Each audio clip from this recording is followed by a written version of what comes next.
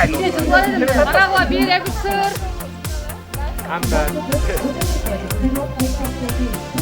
Karatla kamera setga tortaman.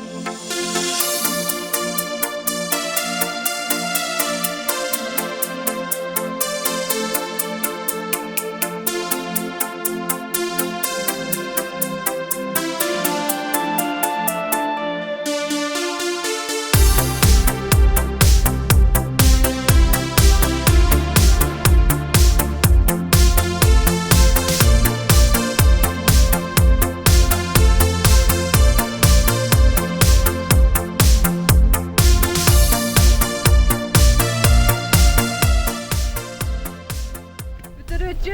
51. yıl aldı.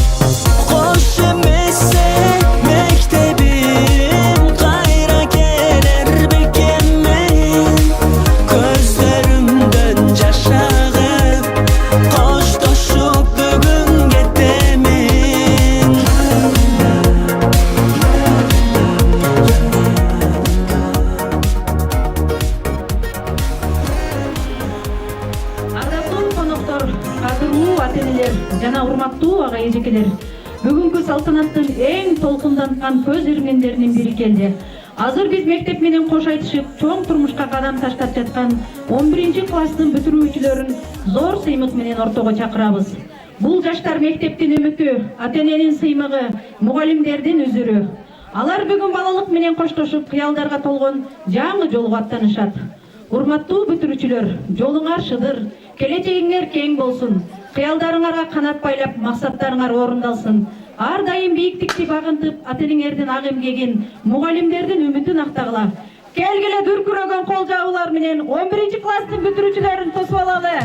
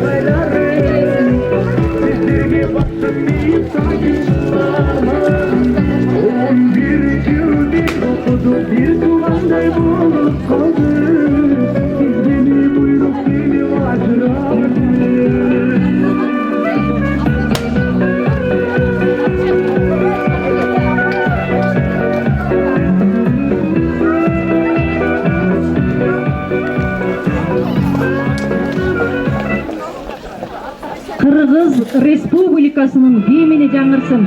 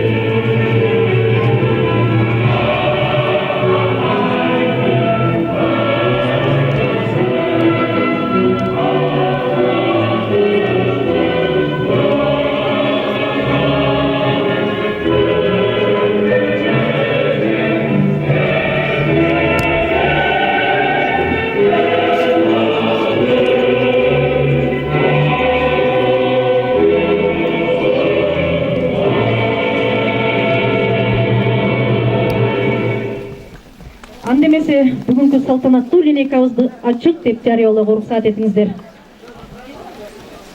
Андан кийинки кезекти мектеп жетекчибиз Мадрахимова Айтиле эжекени сөз кезегине чакырып алалы.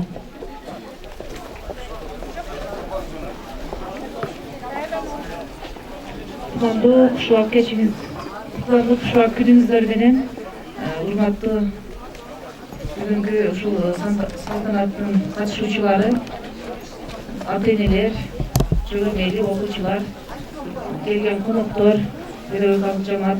Мына бүгүн биз ушундай бир берекелүү күндүн астында, ачык асманда, ушул куттуу мектебибиздин алдында ушундай бир жакшы самалыкты белгилеп отурабыз.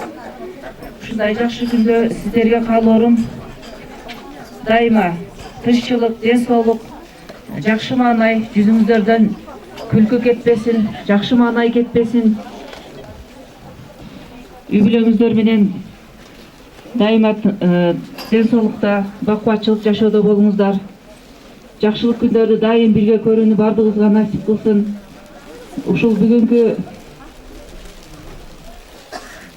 салтанаттын себепчиси болгон биздин бүтүрүүчү окуучуларыбыз, мына бүгүн ушул мугалимдерге айтып кетет элем мен, ата-энелерге, мугалимдерге ар кандай кесиптин өзүнүн жыйынтыгы болот да. Биздин мугалимдик кесиптин жыйынтыгы ушул канча көп жылдардан кийин билинет да. Мына ушул окуучуларыбыз биздин учурган куштарыбыз. Ушулар кандай жерге барып конот, кандай болуп өсүп чоңоет, кандай даражаларга жетишет. Ушулардын жетишкен ийгилиги биздин жеңишибиз, биздин жемишибиз. Ата-энелерге дагы терең ыраазычылык билдирип кетем. Жыл аяктап атат. Ушунча жылдан бери мектеп менен бирге иштешип, чогуу иштешип, көмөктөшүп, балдарды тарбиялоодо, билим берүүдө жакындан жардам бердиңиздер. Сиздерге дагы рахмат. Ушул балдардын келечекте кызматын көрүңүздөр. Жакшылыктарына күбө болуңуздар, жакшылыктарын көрүңүздөр, мээнетиңиздер колуңуздарга тийсин. Дайыма жакшылыктарда ушундай асманыңыз ачык болуп, жакшы күндөрдө түзөлгүлөйли.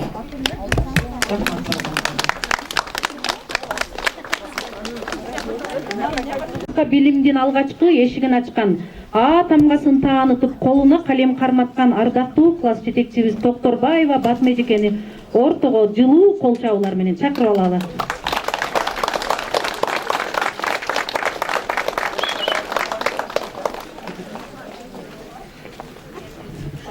Урматтуу коноктор, ата-энелер, мугалимдер жана окуучулар, сиздердин бүгүнкү акыркы коңгуроо майрамыңыздар менен куттуктаймын.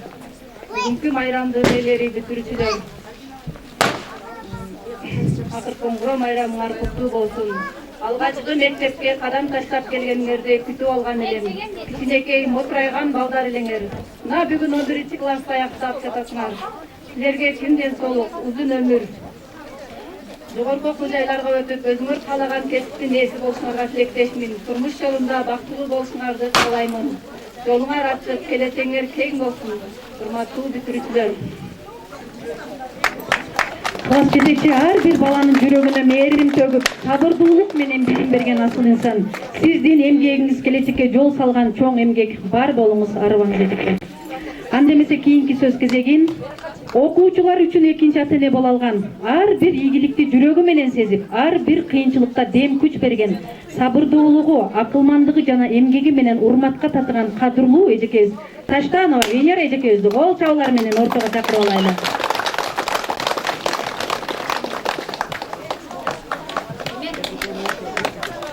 Саламатсыздарбы, ардактуу ата энелер, урматтуу окуучулар, сүйүктүү бүтүрүүчүлөрүм. Бүгүн кубаныч менен толкундануу аралашкан өзгөчө күн. Себеби бүгүн биз 11 жылдык мектеп өмүрүн дагы бир барагын жапкан турабыз. Мен үчүн бул күндүн мааниси өтө чоң. Анткени мен бул окуучуларды 5-класстан бери жетелеп, алардын өсүп чоңоюшуна күбө болуп келүүдөмүн. Кече эле мектепке шашып келген кичинекей балдар бүгүн чоң турмушка кадам таштап жаткан жаштарга айланды. Ар биринин мүнөзү, кыялы, максаты калыптанып, өз жолун тандай турган учурга жетишти. Ушул жылдар ичинде биз бир үй бүлө болуп калдык. Кубанычты да, күйшүктү да чогуу тарттык. Сүйүктүү окуучуларым, силерге айтарым, жашоодо кандай бийиктикке жетсеңер дагы эң биринчи адамдык сапатты сактагыла. Билим силерге жол ачат, ал эми тарбия силерди улуу кылат. Кайда жүрбөгүлө мектепти, мугалимдериңерди жана ата энеңердин мээнетин унутпагыла. Ар дайым алдыга умтулгула, кыялдан коркпогула, жыгылсаңар кайра тургула. Себеби жашоо күчтүүлөрдү эмес, багынбагандарды сүйөт.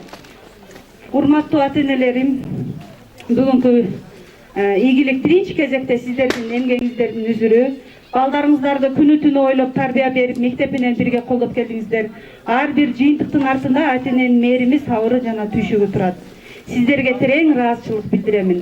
Ушундай тартиптүү, акылдуу жана жүрөгү таза балдарды тарбиялап өстүргөндүгүңүздөр үчүн чоң рахматымды айтамын. Балдарыбыздын бактысына күбө болуп, алардын ийгилигин сыймыктануу менен көрүп жүрө берүү бардыгыбызга насип этсин.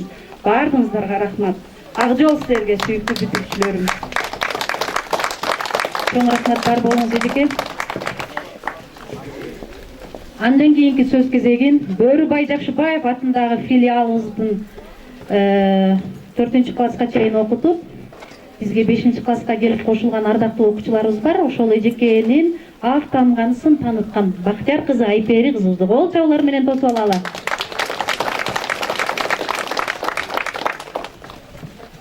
Саламатсыздарбы, урматтуу коноктор жана бүтүрүүчүлөр.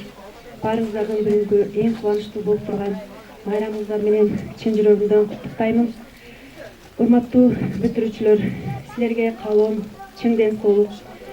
Жашоодо дайыма силерди ийгилик коштоп жүрсүн. Силердин ийгилигиңерди көрүп, кубануу бардыгыбызга насип этсин. Жашоодо ийгиликтүү, бактылуу, ыймандуу жаштардан болгула. Биздин Кыргызстаныбыздын келечегине жараган чыгаан кыз жигит болушуңарды каалайбыз. Чоң рахмат, бар болуңуз. Андан кийинки сөз кезегин биздин бүгүнкү майрам ээлеринин ардактуу ата энелерине сөз кезегин берели.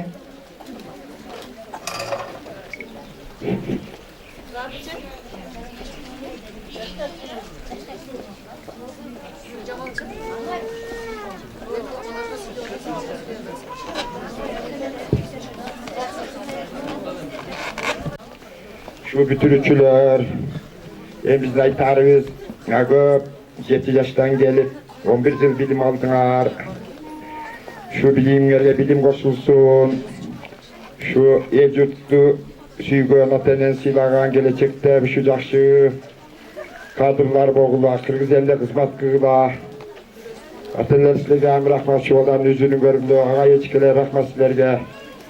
Şu балдарды окуттуңар. Akçala bitiriciler. Aytamire.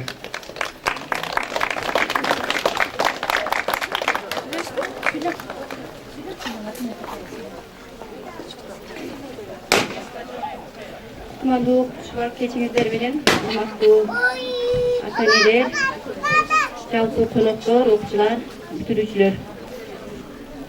Жалпыңыздарды бүгүнкү байрамыңыздар менен куттуктайм. Элибизде ар дайым ушундай жакшылыктар, тынчылык, токчулук, молчулук болсун. Ушул күндөргө жеткизген Аллахыма чексиз мактоолор, чексиз шүгүрлөр болсун. Урматтуу бүтүрүүчүлөр,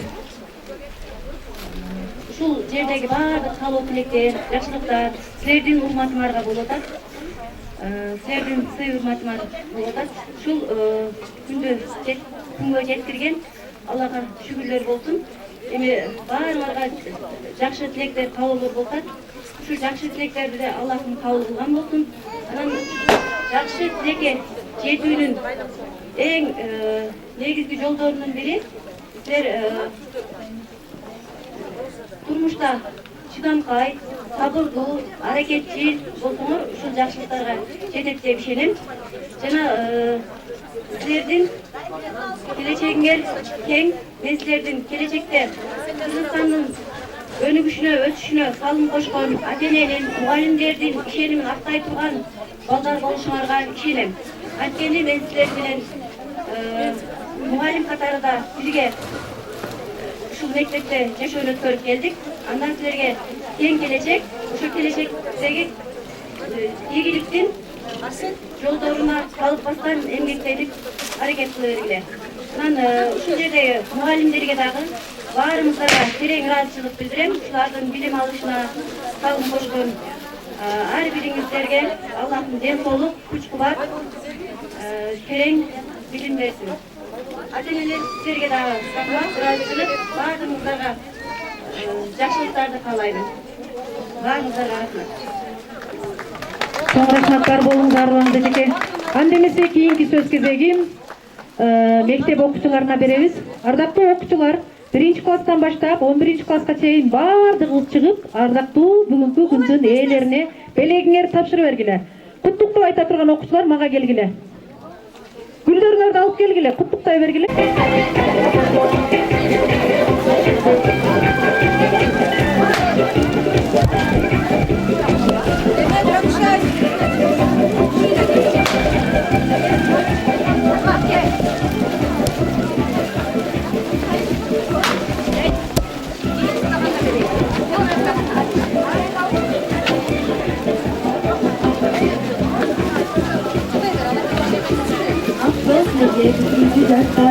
Orundasın жүрөктөгү асыл максаттар, билим менен багындырып аламды, жарык кылып келечектин ортаңын.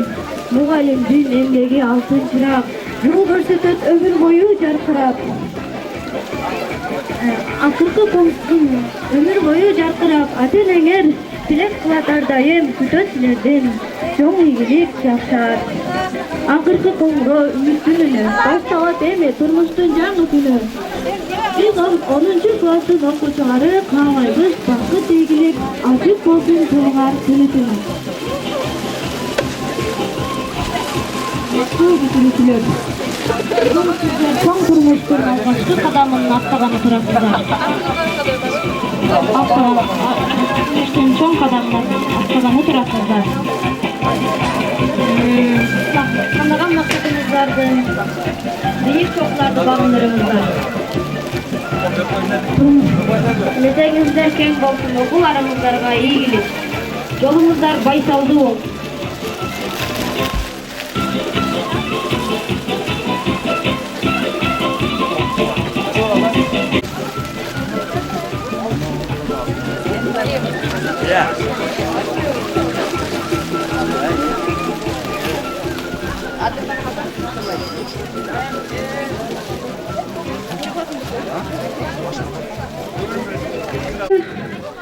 Beşinci класстын окуучулары 11-класстык куттуктоо иретинде сиздердин назарыңыздарда бий болсун.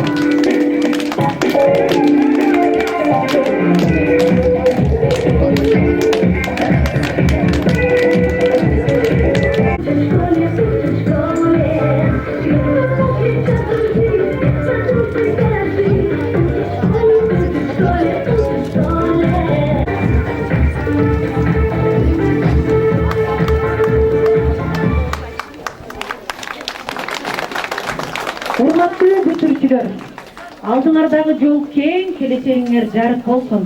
Ар дайым бийик максатыңарды көздөп, ийгиликке жеткиле. Акыркы коңгуроо жаңы жашоонун башасы.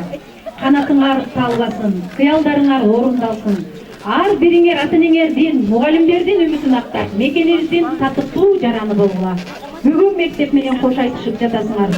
Бул жердеги эскерүүлөр жүрөгүңөрдө түгөлүккө такталат. Жашооңор кубанычка, ийгиликке жана чоң жетишкендиктерге бай болсун. Урматтуу мугалимдер, сиз сабыр жана ийгиликтүү шакирттерди каалайбыз. Ата-энелерге терең ыраазычылык билдиребиз. Балдарыңыздардын бактысына күбө болуп жүрө бериңиздер. Акыркы коңгуроонун үнү силерге жаңы үмүт, жаңы мүмкүнчүлүк алып келсин деп, баарыңарды кайрадан дагы бир жолу майрамыңар менен деп, кийинки сөз кезегин өзүңөргө тапшырып беребиз.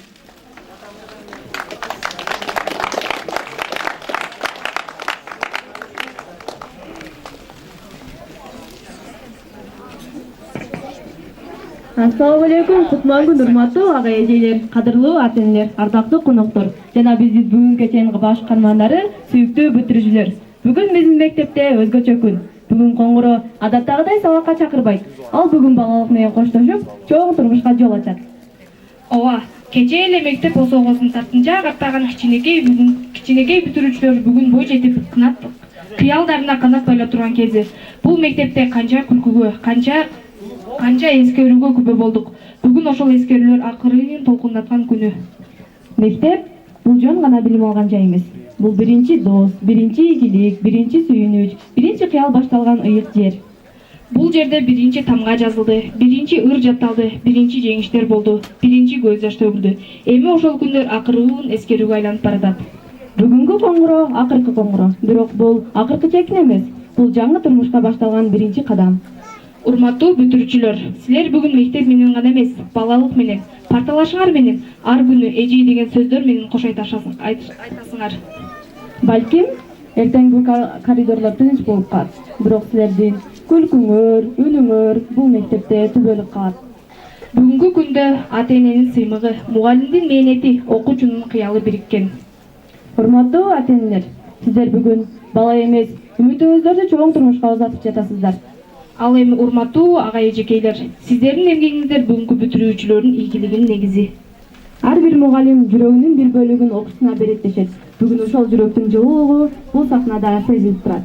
Андыктан бүгүнкү салтанат кубанычка, кусалыкка, эскерүүгө, ыраазычылыкка толгон кече болду. Урматтуу коноктор, акыркы коңгуроо 2026 аттуу салтанаттуу аземибизди ачык деп жаралайбыз.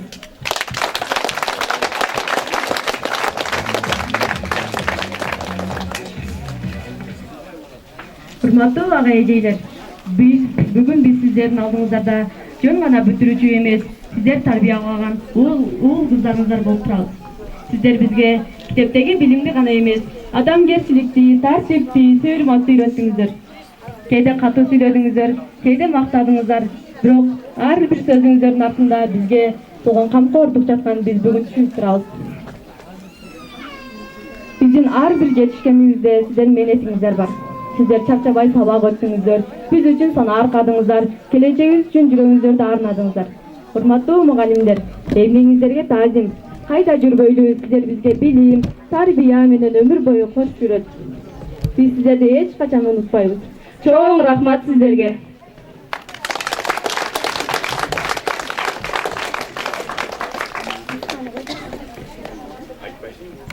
Биздин ушул даражага жеткирген биздин мугалимдерибизге чакан белгибиз бар эле, ушуну кабыл алып коюңуздар.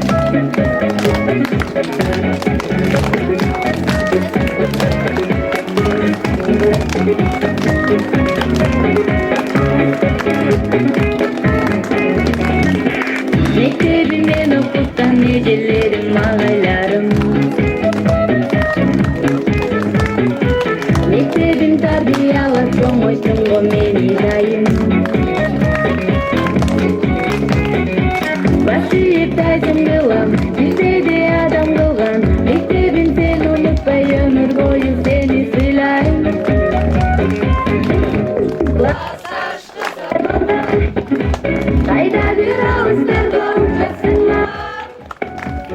Sağdaş kızlar bollar. Oldu gece yeni balabanda. Sağdaş kızlar bollar. Unutma uyanardı uçtan boşlar. Sağdaş kızlar bollar. Alayınızda kızlarken az yolunlar. Dostluğumuz 10 yıl boyu bir sokakta bir yok oldu. Dost olup bala gezden kubalaşıp biz oynuyorduk. Onur şındırады, ufak kızımırады. Hey dostlar ötüpünler balalı kez artta kaldı. Klastaş kızlar baldar, kaydadır ağızlar kavuşasınlar. Klastaş kızlar baldar, hoş buldu gece gele balapandar. Kızlar baldar, alayımda kızlarken az yolunlar.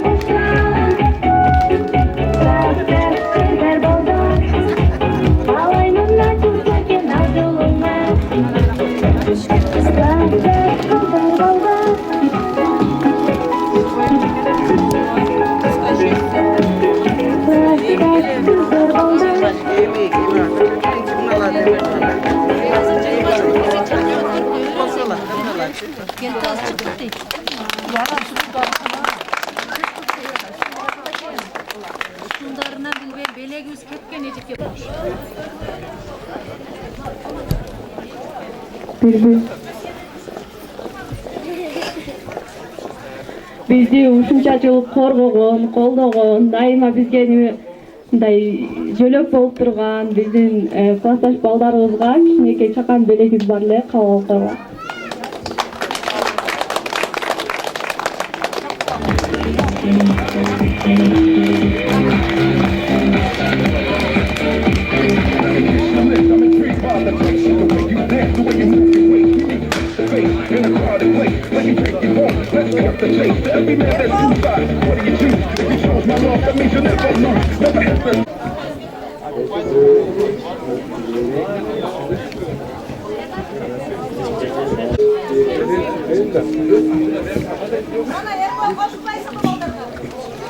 Подаркаңар жакшы экен, рахмат чоң. Биз дагы ушул убакка чейин көңүлдүү өткөзүп, унутулгас күндөр өттү. Эжеке сизге дагы чоң рахмат.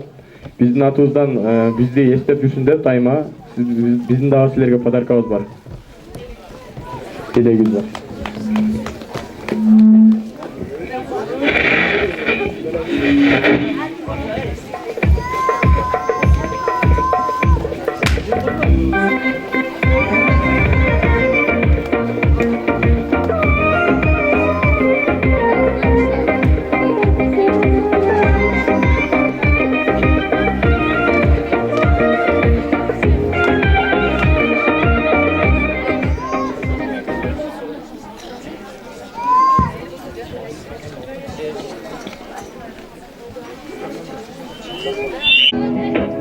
Arnalsın yürü kızlarım sağa menin soğusun. Dedim. Yok, tamamen atınızı aytasın özünüz. Getir. Anar. Sizniki kim? Sizin atınız kim bulan? Sizin atınız? Sizin atınız kim? Yerim. Sizin atınız? Samara. Az биздин оюнубуздун шарттары ушул тамгаларга карап жооп бересиздер. Эгерде жооп бере албасаңыздар, оюндан четтетилесиздер. Каяктан келдиңиз? Самаркандтан. Siz kayaktan geldiniz? Москвадан. Siz kayaktan geldiniz? Siz kayaktan geldiniz? Буга бойлап тедирактан жооп бересиздер. Siz kayaktan geldiniz? Алайдан. Суроо беребиз. Siz ошол эми мына ага жөндөм ошол ага кеткен башка ага кеткен тамгадан мыждап берет. Сырдап бересиз? Бир куплеттен ыргырдайсыздар.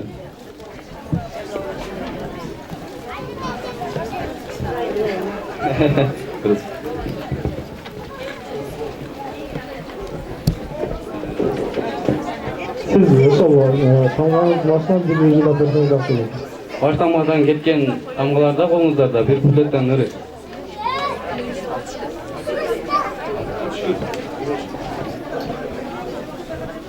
Абишке подарка алып кел.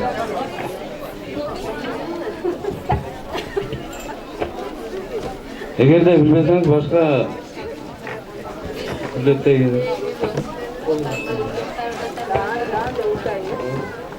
Кытан кеткен тамгадан ошол башынан.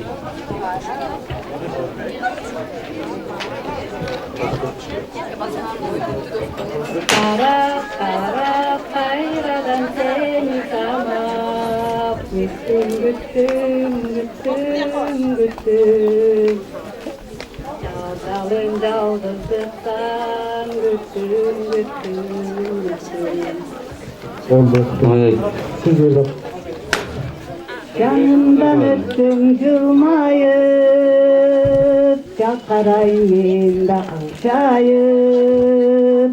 İşteki sırdı aytalbay, jüretim çekin dayım. İşteki sırdı aytalbay, jüretim ay çekin dayım. Siz hem buradan. Buradan geçken tamam mı? Hep çığırdaydı kendi.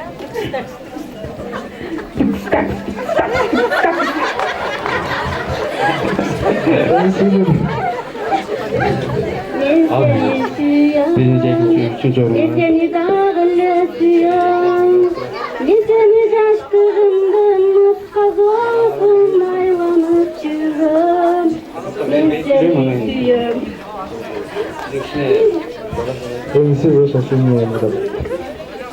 Sabırıldan sarı caldırak, samalarga seni aldırap. Terezene gelip dikilsem ay ünsüz arak dikte çaldırap. Aha, oldu. Neydi? Rahmat çoğun sizlerge. Erman?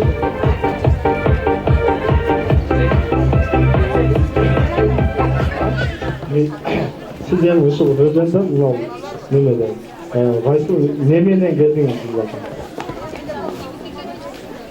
Kanda oy dilekler mi? Nemeden geldiniz degende mi? İşkeçe insanlarız, eğer işkeçe insanlarız, ötköteniz. Halo verdim. Karolma gibi. Ben siz aydınız. Jübülü'nün geldim. Siz aydınız. Daim ayılığında şunda yaşlılıklar көп olsun dep tilek болып geldim. Siz nemeye geldiniz?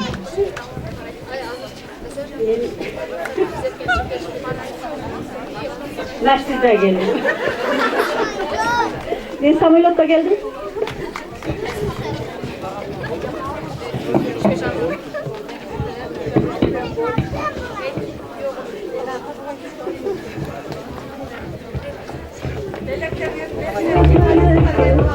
Ma uşul nememeden mı tamgalarla bir de makal ayıp verekler ha?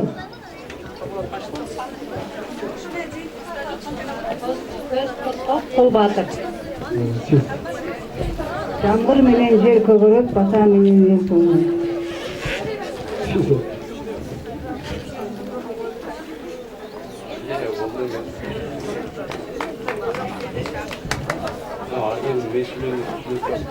Makal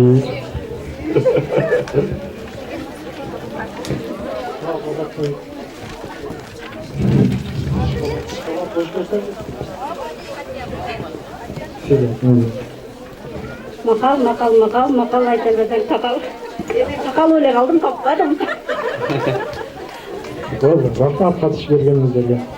Сіздерге арналған кішкене білектеріңіз бар, қабыл қойыңыздар.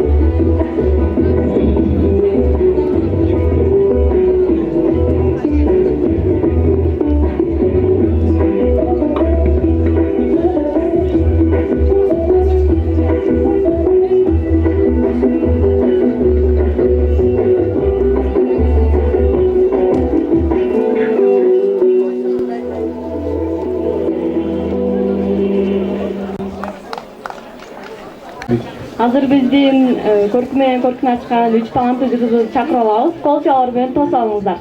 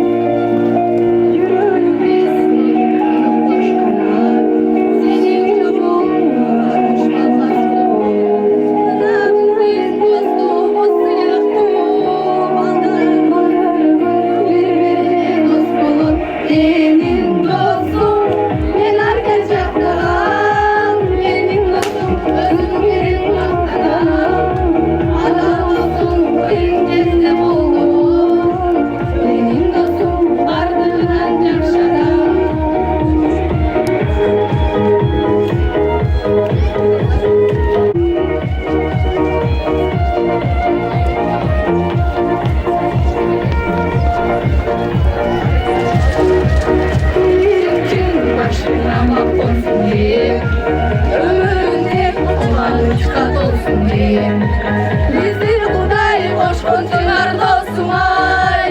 Ömürlükte şınlı zorluk olsun de. Benim dostum, ben herkes şaktağan. Benim dostum, özüm veren maftanan. Adal dostum, kıyın kezde kollu boy. жақсы адам.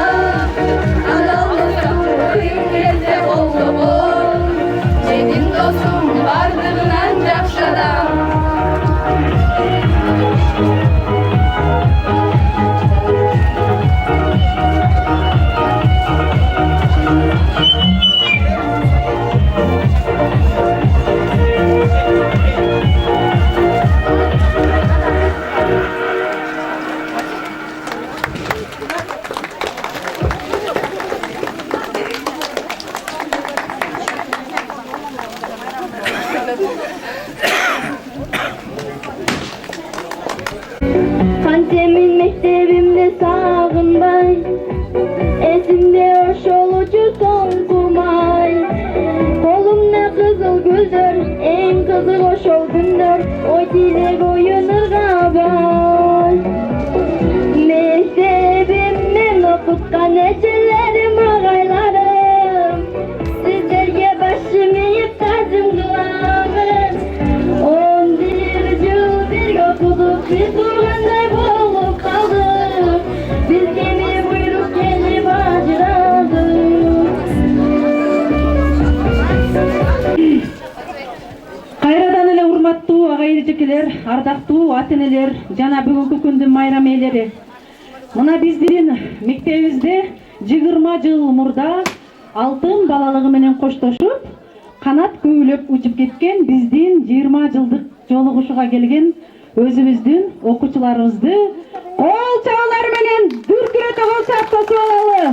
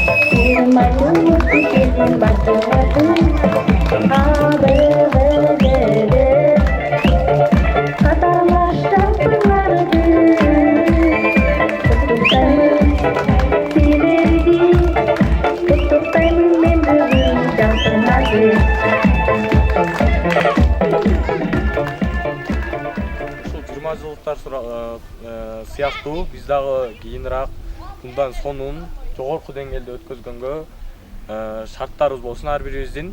Мыкты иштерге жайгашайлы, ар бириңерге каалоо тилейм. Ал эми ошол алдыга койгон максаттарыңардын баардыгыңар орундалсын.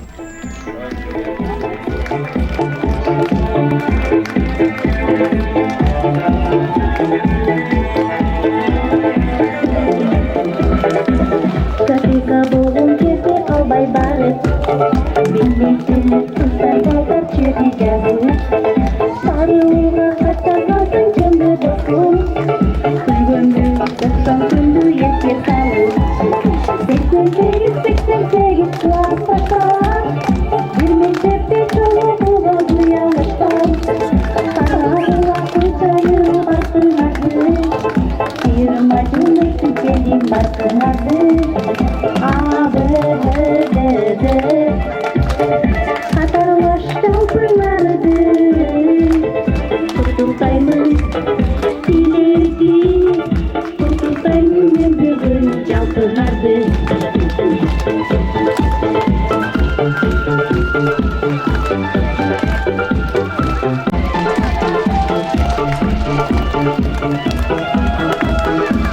Thank you.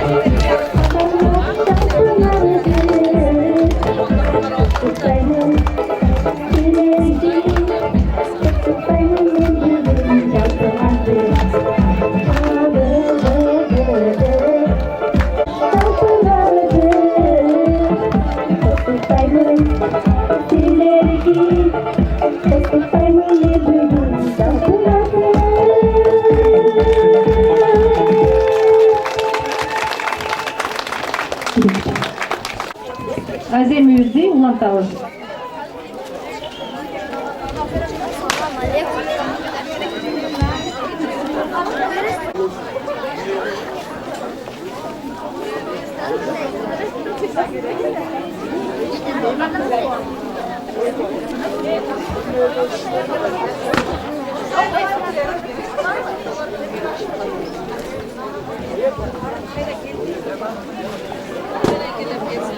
Oyunumuz balda şunu başlatırsak ha. Atenelerden 5 adam, 20 çocuklardan 5 öldür çıkırsanızlar. 2 bala 3 kız süperimizde. 3 kız. Mına görücülerden dağı 2 bala 3 Atene çıkıp bersenizler жақсы болду. Ateneler. Çoğuruklardan. Ateneler.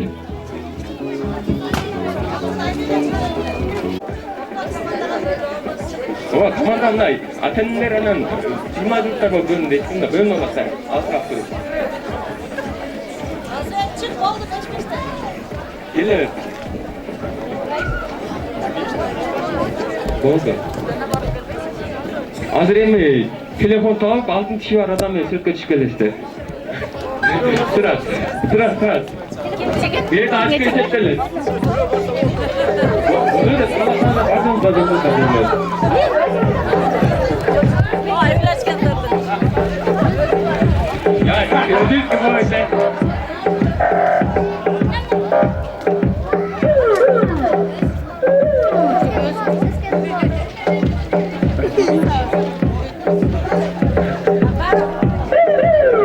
Oğlum bu komanda unuttu. Birinci açıkası. Hazır şu bu komandada hazır bir açık oldu hazır bularga uzunroq söylgö çıkıp ketти, bular geç kalıp kalıştı biraz.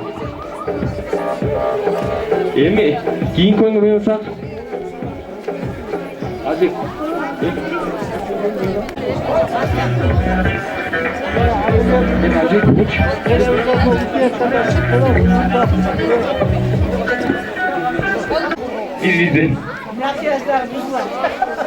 Bir bitti adam. Bir adam. İşte kurtardı. Tuttunuz.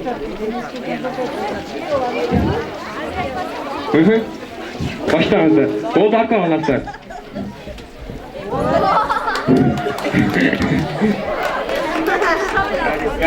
Linç alıp koydum.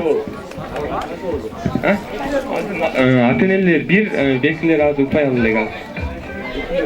Hazır 2-0 болып қалды азыр сонда. Теңіз қалдыңыздар.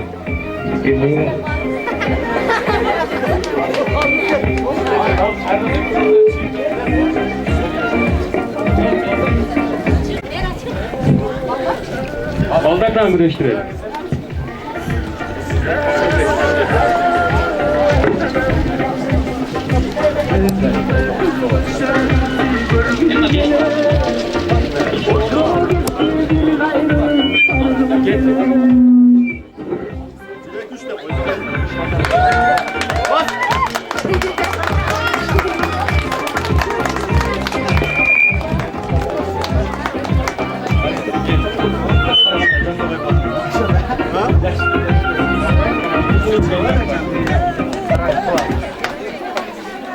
Kaç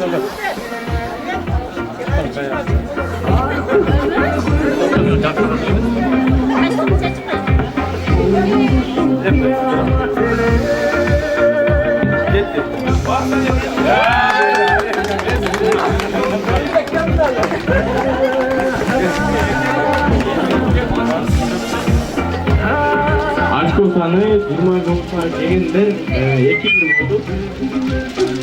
2-1. Андан бетте кийинки оюнубуз ар бириңиздердин арттарыңызга шар байлайбыз. 5-өңүздөргө теңчи. Ой, музыка коебуз. Ошол жерде бийлеп, ким көп шаар жаса каршылаш командасын, ким көп шаар жаса ошого дагы бир упай берилет.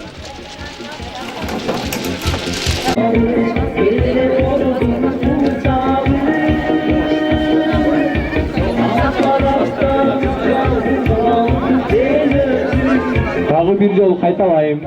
Каршылаш командаңыздардын шарбаны жараттар. Ким көп шаар жаса ошого бир упай берилет.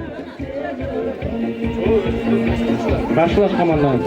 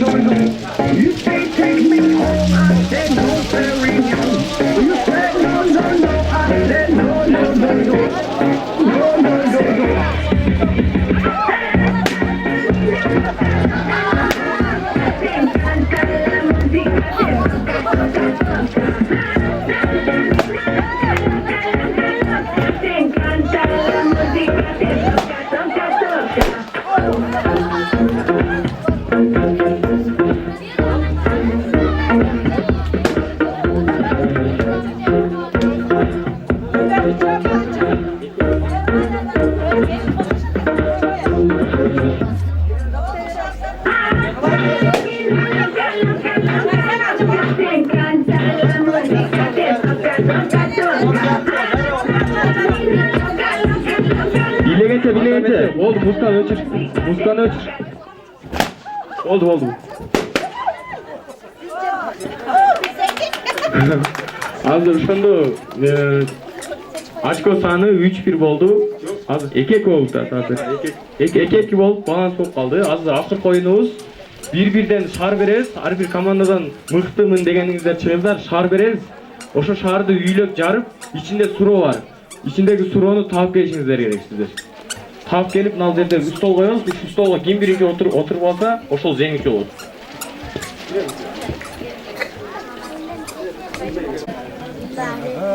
Үйлөп жарып ичинде немеси бар, суроосу бар. Молодец. Kim birinci gelip stolga otursa ошол жеңүүчү болот. Шаарды үйлөп жарышыңыздар керек, ичинде суроосу бекитилген.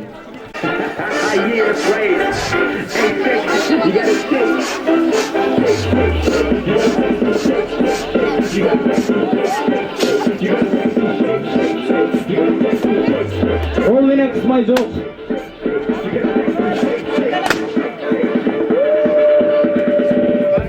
İçindeki немен таап келесиздер? Суроо. Таап келет. Игиңиздер.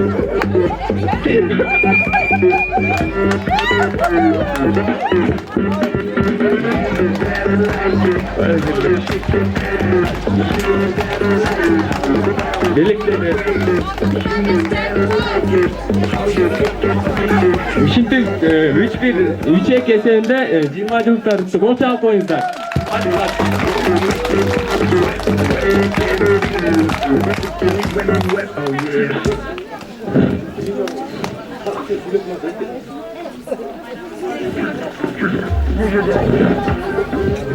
Мынакей биринчи орунга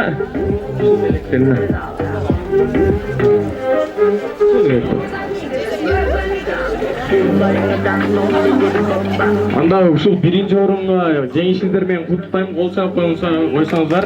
Ал эми экинчи орунуңуздар дагы капа болбоңуздар, биздин дагы кичине белектерди кабыл алып коюңуздар. Дайыма ушундай ойноп күлүп жүрө бериңиздер. Дагы кийинки жылдарга келсеңиздер, келиңиздер. Мараңыздар.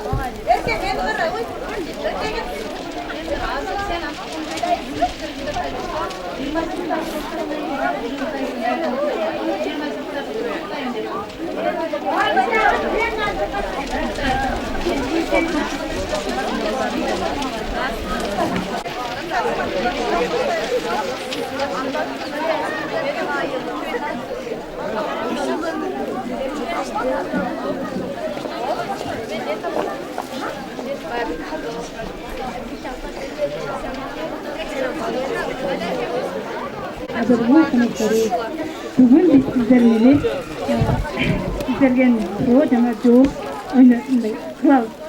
Сиздер бизге бүгүн бул мектептин балдары сиздердин күлкүңүздөрдү, кыялыңыздарды, жаштык күндөрүңүздөрдү кайра эстеп жаткандай. Себеби мындан туура 20 жыл мурун сиздер да бизге окшоп бүтүрүүчү класс болгонсуздар. Убакыт өтүптүр. Бирок мектепте болгон сагыныч, эскерүүлөр жана жүрөктөгү жылуулук өзгөрбөйт окшойт. Бүгүнкү жолугушуу жөн гана кече эмес. Бул жылдарды байланыштырган кадырлуу жолугушуу деп эсептейбиз. Анда эмесе биз сиздерге ар бириңиздер үчүн бизден суроо берейиз деп чечтик.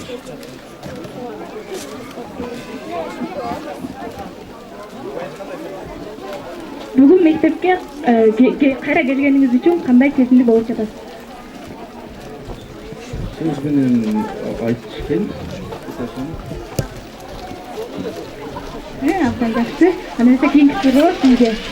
Убакытты артка кайтарсаңыз эмнени өзгөртөт элеңиз?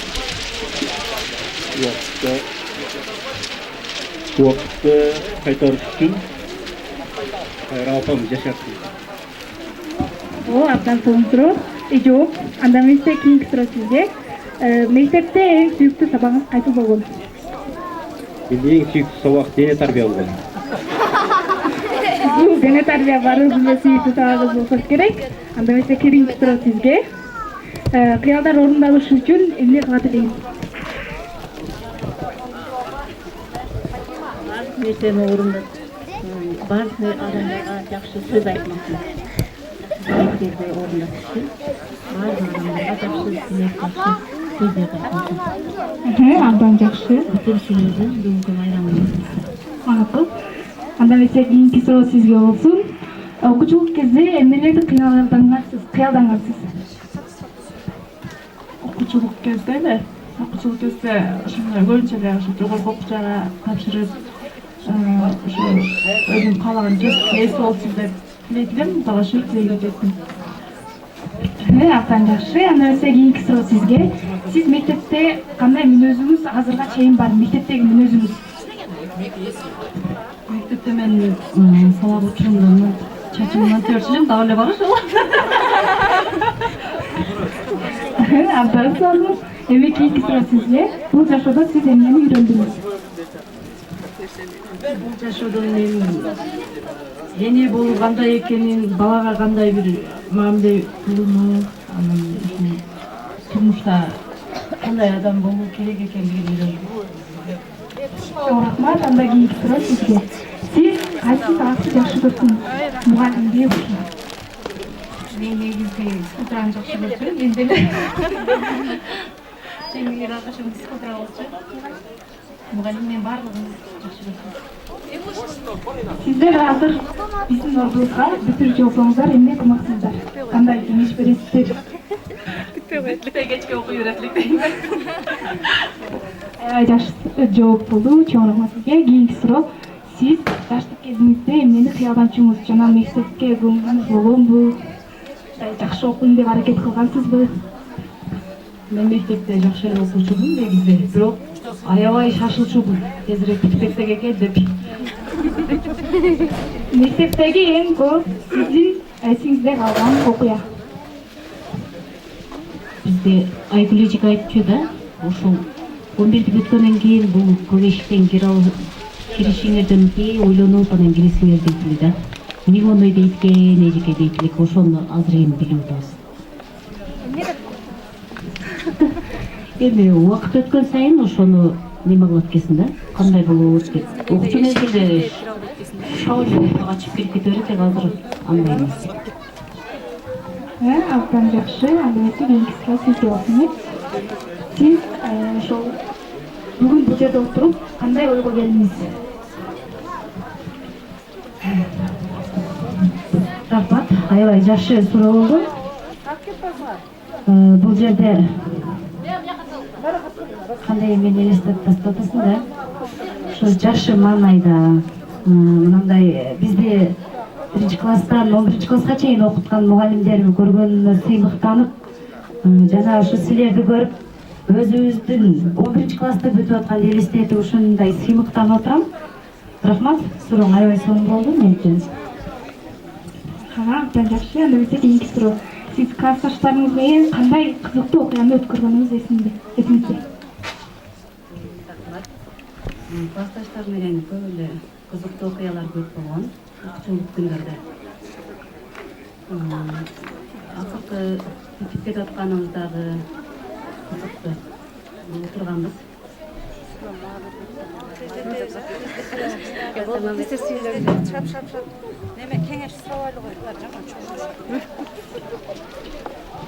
Саламатсызбы. Сиздин идентификацияныз эң көп сабак, эң жакшы сабак.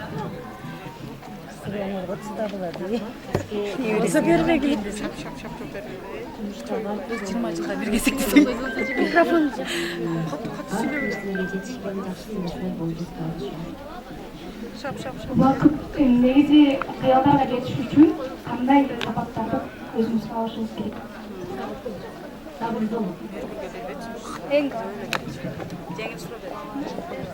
Убакытты туура пайдалануу үчүн эмне кеңеш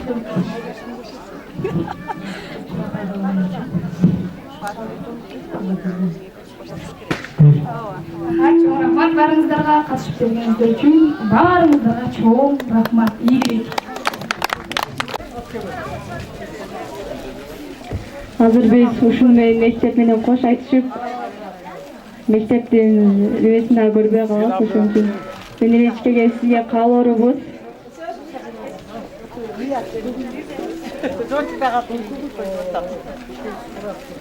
Uzun ömür Ечке, ден соолук дайыма чың болсун. Сизге рахмат Ечке, сизге чын ден соолук.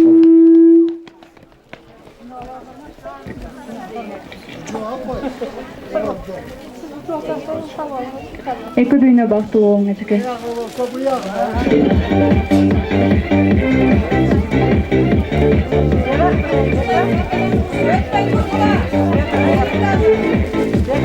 Сизге биздей окуучуларды каалайбыз.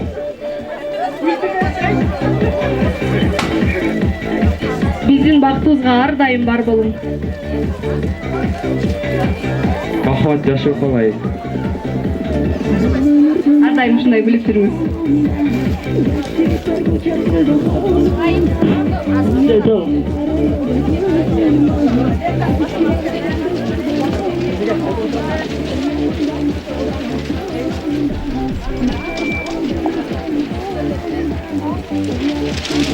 Биздин менен бактылуу болуң.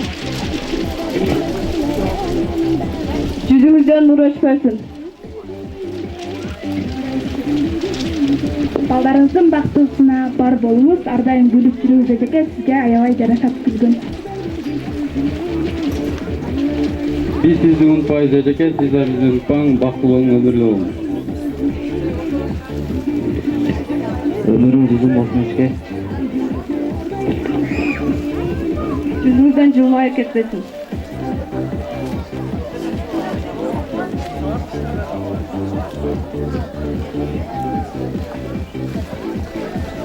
Чоң рахмат Эчке, бар болуң. Бар болуң.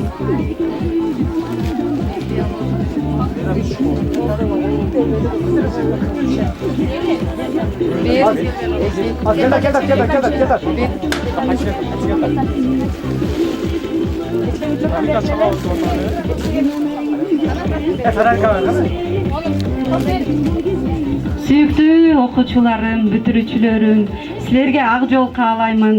Ар дайым жолуңар ачык болсун. Келечекте өзүңөр сүйгөн кесип ээлери болгула. Силерге ак жол. Рахмат Ечке чоң.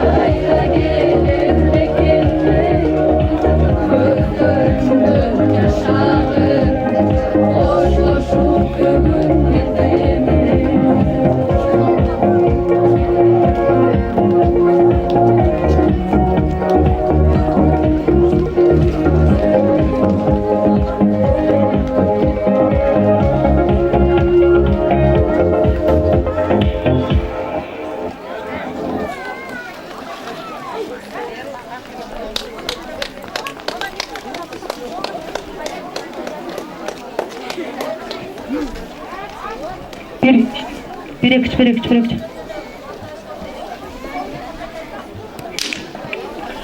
Андемесе, ардактуу коноктор, кош келипсиздер. Орундуктардан туруп, бул жакка өтүп берсеңиздер. Кийинки кезекти бүгүнкү салтанаттуу линейкабыздын экинчи бөлүгүн баштоого уруксат этиңиздер.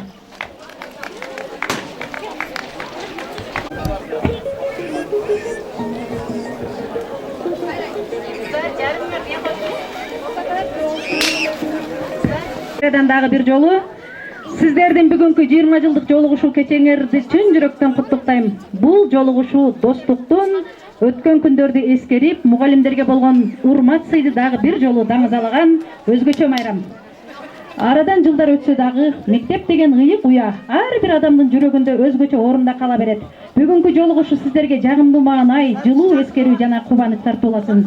Ар бириңиздерге бекемден соолук, үй бүлөлүк бакыт, ишиңиздерге ийгилик жана мол береке каалайм.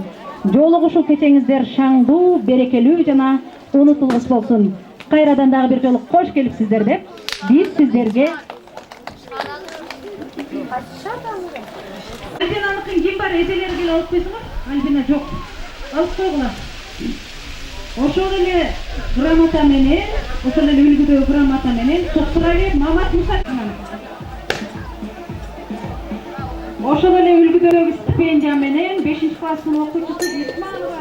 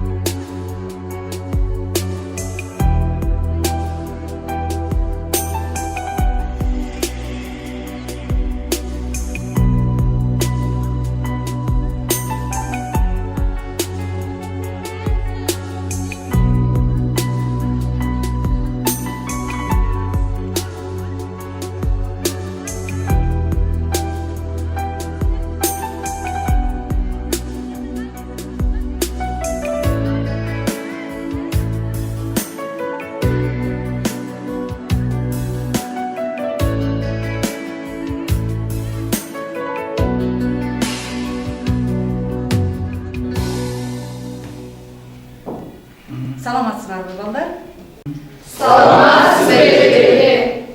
Саламатчылык. Андай эмесе балдар, мынакей бүгүн силер менен биз акыркы сабагыбызды, акыркы окуубузду жыйынтыктап жатабыз. Силер менен бүгүн биз акыркы сабагыбызды дагы өтөбүз. Темабыз биздин силер менен мен келечекте ким болом деген темада сүйлөшөбүз. Жумагүл, айтчы, келечекте сен ким болгуң келет? Мен келечекте котормочу болом. Азаматсың. Кайсыл тилдерди өздөштүргүң келет? Мен түрөт. Азамат. Бекзат, келечекте сен ким болгуң келет? Мен техникага аябай кызыккандыктан дальнобойщик шофер болгум келет. Кайсыл мамлекеттерге баргың келет? Европа мамлекеттерин көргүм келет. Азаматсың, ак жол дайыма ролдо жүргөнүңдө жолуң ак болсун, ачык жолду каалайбыз. Айжамал, келечекте ким болгуң келет сен? Келечекте мугалим болгум келет. Математика мугалими. Мектепте жаш балдарды окутуп, аларды олимпиадага жеткирсем деп ойлойм. Келечекте мен сени кесиптеш катары көрүп турман да, сага дагы ак жол ийгилик. Өсөр, сен келечекте ким болгуң келет? Мен келечекте юрист болгум келет. Элибизге, жерибизге таза мыйзамды кабылдап бергиле.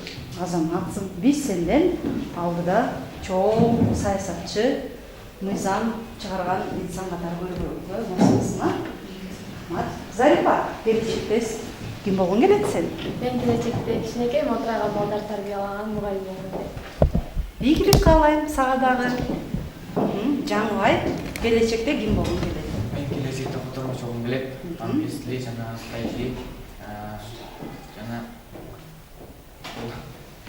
Ийгилик каалайм сага дагы Жаңыбай. Абдулашим, келечекте ким болгуң келет сен? Мен келечекте архитектор болуп, Кыргызстандын алдыдагы өнүккөн мамлекеттердин катарына чыгып. Ой Азамат, келечекте Абдулашим салган бийик имараттар деп сыктанып жүргөнгө, бизге дагы буйрусуна көргөнгө. Жылдыз, биздин жылдыз кызыбыз, келечекте ким болгуң келет? Апаңды, атаңдын жолун жолдогон кайсыл предмет боюнча? Кыргыз тили жана Нурхан эжекебиздин жолун жолдогон эжеке. Ак жол сага да жылдыз. Айгерим, келечекте ким болгуң келет? Мен келечекте программист болгум келет. Азыркы учурда актуалдуу болгон бизге кесип, ошол үчүн ошол жаатта болгон проблемага чечим аракет кылам. Ак каалайм, сенден улуу программист чыгышына мен көзүм жетет. Фатима, мен келечекте дипломат болгум келет. Аябай көп мамлекетке саякаттап, тилдерди үйрөнүп, кыскасы аябай жаккан кесип мага. ийгилик каалайм Фатима. Көп мамлекеттерди барып көрүп, жакшы иштер көрсүн деген ойдомун. Адилет, келечекте ким болгуң келет? Айдос болгум келет. Трактор. Азамат, трактор менен жаз келгенде, жазгы иштерди аткарып, күз келгенде күздөгү эгиндерди жыйнаган, бул бизге эң керектүү кесип. Кундуз, келечекте ким болгуң келет? Мен да келечекте мугалим болгум келет, англис тили мугалими. Ой, Азамат, менин жолум жолдосоң, мен дагы абдан кубанычта болом. Абдышүкөр, келечекте ким болгуңуз келет? Келечекте архитектор болгум келет. Чоң имараттарды салдым. Алдыда сен дагы Абдышүкөр салган имараттар деп ишары алып жүрөлү, ийгилик. Феруза, келечекте ким болгуңуз келет? Мен келечекте врач болгум келет. Кайсыл бир неме боюнча врач болгуң келет? Көз боюнча болгум келет. Көз, Азамат, ийгилик каалайбыз. Арген, Арген, кайсыл келечекте ким болгуң келет? Келечекте переводчик болгум келет, котормочу. Мугалим болгум келет, англис тилинен. Ой, рахмат. Менин жолун жолдогон окуучуларга да кубанычтамын. Ийгилик сага да Арген. Жылдыз ай, келечекте ким болгуң келет? Мен да келечекте мугалим болгум келет, физика сабагынан жана да бир кесип актриса болгум келет. Кесип Азамат, тилегиңе жет Жылдыз ай. Казыбек, Мен келечекте Кытай тилинен переводчик болгум келет. Жалтына программист болгум келет. Мен Кыргызстандын экономика, техника жактарын өнүктүрүп, Кыргызстандын эң алдыңкы мамлекеттердин катарына кошмок. Азамат, максатыңа жет. Азамат, Казыбек, келечекте Кыргызстаныбыз абдан өнүккөн, силер барда биздин Кыргызстаныбыз өнүккөн, алдыда өскөн аябай кандай десем бийик мамлекет болот деп ишенем, үмүттөнөм. Балдар, сүйлөйбү же кыркасызбы? Балдар, силерде ак жол тилей каалайм силерге, ушинтип бүтүрүп атасыңар. Кече эле 5-класс болуп келдик эле, бүгүн монтип мектепти дагы аяктадыңар. Силер менен канча жакшы күндөрүбүз өттү, кубандык, кээде капа болдук, бир туугандай эле болуп калдык, бардыңар бири-бириңер менен. Мектеп биздин бул экинчи үйүбүз болуп калды. Кайда жүрбөгүлө адамгерчиликтүү болгула, бири-бириңерди сыйлагыла, урматтагыла, жакшы окугула. Алдыда ушул Чөгөм орто мектебин бүтүргөн окуучу деген чоң-чоң ийгиликтерге жеткиле. Биз силер менен сыймыктанайлы. Ата-энеңер, ушул мектеп коллективи дайым сыймыктанып жүрөлү силер менен. Силерге ийгилик каалайм балдарым. Кайда болбогула дайыма адам бойдон калгыла, бири-бириңерди сыйлап калгыла. Балдар, силерде дагы каалоо тилек, бири-бириңерге болгон жакшы сөздөр болсо, анда биз да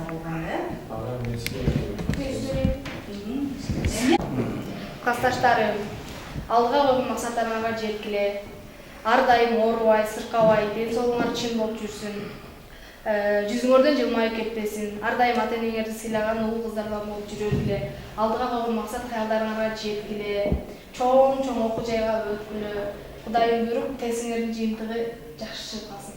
Эң жогорку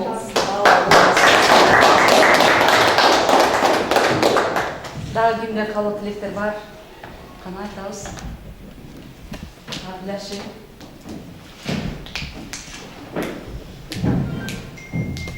Эң биринчиден ошол тесттин жыйынтыгы бар жогу тегиз чыгып, бар жогу өздөрү каалаган кесиптин ээси болушун каалайбыз. Анан бактылуу жаш, эки дүйнө бактылуулугун берсин. Классташтарым,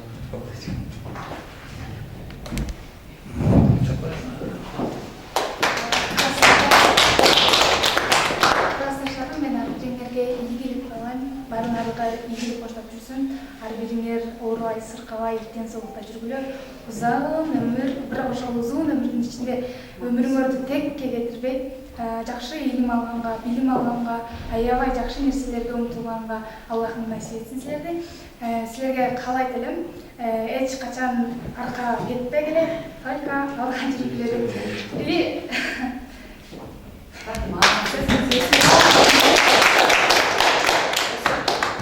Классташтарыма каалоорум, классташтарым силер ар дайым күлүп жайнап, жүзүңөрдөн жылмайып кетпесин. Алдыңа койгон максат тилектериңерге жеткиле. Силерге каалоорум узун өмүр, чын ден соолук. Ар дайым көңүлдөсүңөр, жүрөктөсүңөр.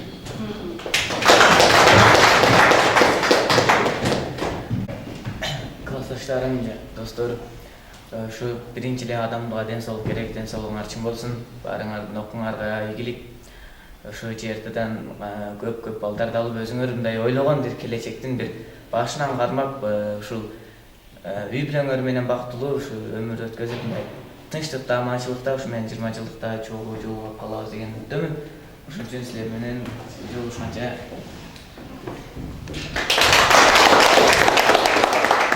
Анда эмесе балдар, келечекте мен силерди 20 жылдан кийин дагы ушинтип тосуп алуу баардыгыбызга буйрусун.